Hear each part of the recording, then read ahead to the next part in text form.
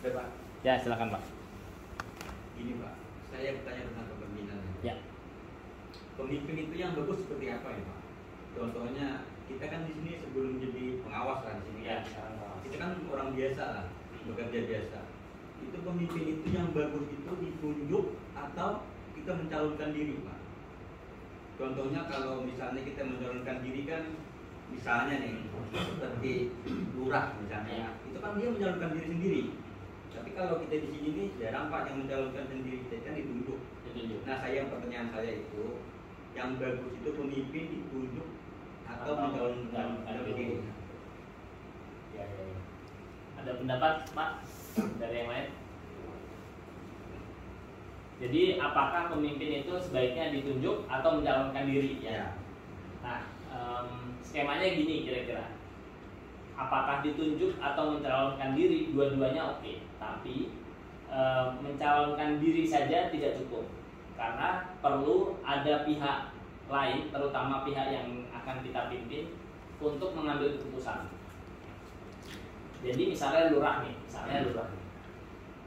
kita mengajukan diri untuk jadi lurah, tapi masyarakat semuanya kita paksa untuk milih kita dengan cara yang tidak mereka sukai. Nanti kalaupun kita jadi, kita juga bermasalah. Tapi dalam kasus lurah bisa juga sebetulnya kita ini ditunjuk, diminta, entah oleh keluarga, entah oleh kerabat, gitu ya. Kalau istilahnya oleh rakyat agak jarang sih, sudah sulit kan. Tapi kan yang biasa kita kan keluarga gitu ya, atau mungkin kerabat kita. Jadi nggak masalah, walaupun kita mengajukan diri sama seperti di tempat kerja. Kalau misalnya diberikan kesempatan untuk kita mencoba hal baru, ya kita punya hak juga Pak untuk mengajukan diri. Nah, tapi yang pasti kan ada pihak lain yang akan menilai. Jadi kalau mau sederhana, mana yang lebih efisien, ya dipilih itu sebetulnya lebih efisien. Tapi lebih long lasting, dalam artian itu bertahan lebih lama semangatnya kalau mengajukan diri. Karena dengan mudah nanti pihak lain bilang, oh kamu kan iya bertanggung jawab atas itu. Jadi seringkali memang guru kalau di sekolah dia kasih kesempatan dulu anak-anak siapa yang mau mencalonkan diri sebelum ditunjuk. Ya, ketua kelas misalnya. Tujuannya untuk itu, karena dia ketika mengajukan diri kan dia punya keinginan juga untuk itu. Jadi dia akan berusaha gitu. Karena jadi ketua kelas kan panjang, misalnya 1 tahun gitu lah ya, tanggung jawab yang panjang. Tapi Pak, kalau kasusnya tidak ada yang mau jadi pemimpin Pak, tapi dijorokin sama temennya dan dipilih gimana Pak? Ya itu boleh. Boleh juga. Tapi yang penting ada proses ya, ada proses dalam mengambil itu juga. Kalau di sini sih saya melihatnya ya ada KPI, ada banyak faktor yang akhirnya seseorang ini ditempatkan atau dipindahkan tempat yang lebih tinggi kan.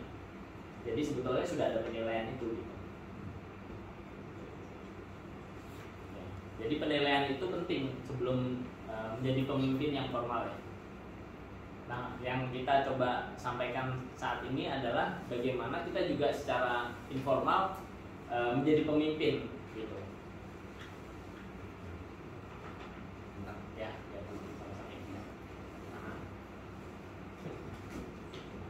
ada mau nambahin? Ya, Pak Ucok ya, Pak Ucok pindah jadi.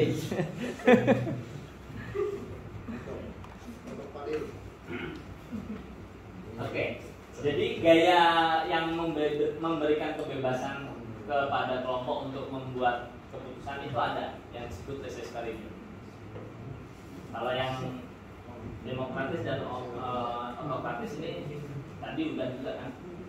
Ini melibatkan bawahan, delegasi wewenang, mendorong partisipasi. Kalau autokrasi, IT, metode kerja, membatasi partisipasi.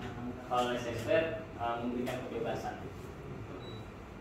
Mana yang lebih efektif ya balik lagi tergantung kondisi. Kita kadang bisa juga lakukan yang paling ujung udah biarin aja, yang penting beres gitu. Ya, itu juga oke juga. Nah ini model lain pemimpin transaksional membimbing atau motivasi pengikutnya menuju sasaran yang ditetapkan dengan memperjelas persyaratan tugasnya. Terus transformasional ini memberikan inspirasi agar bertindak melebihi kepentingan pribadi demi organisasi. Nah, ini cara pendekatan yang cenderung baru lah gitu ya. Kalau zaman sekarang kita bisa lakukan ini. Jadi misalnya kalau lakukan ini hasilnya itu gitu. Itu disampaikan terus mereka mengambil keputusan secara individu. Ya, kemudian karismatis, visioner ini tadi juga sudah sedikit disinggung, pemimpin yang antusias, percaya diri, yang kepribadiannya, tindakannya juga mempengaruhi orang lain untuk berlaku dengan cara tertentu. Kalau misalnya ada pertanyaan gimana sih caranya biar kita karismatis gitu ya, itu lebih ke tantangan sih Pak, yang kayak perasaan tidak enak kata Pak Eko tadi itu dalam jenjang karir sampean selama sampai sini pernah kayak ngaduin atau ngasih SP atau gimana gitu. Ngaduin itu kemana kalau ngaduin? KHR tadi kan. Oh iya. Itu buat menghilangin rasa tidak bersalahnya itu gimana gitu. Ya rasa bersalahnya gitu. Iya, oke. Itu kan yang penting. Pertanyaan pertama ya, pernah atau tidak pernah? Kalau saya sampai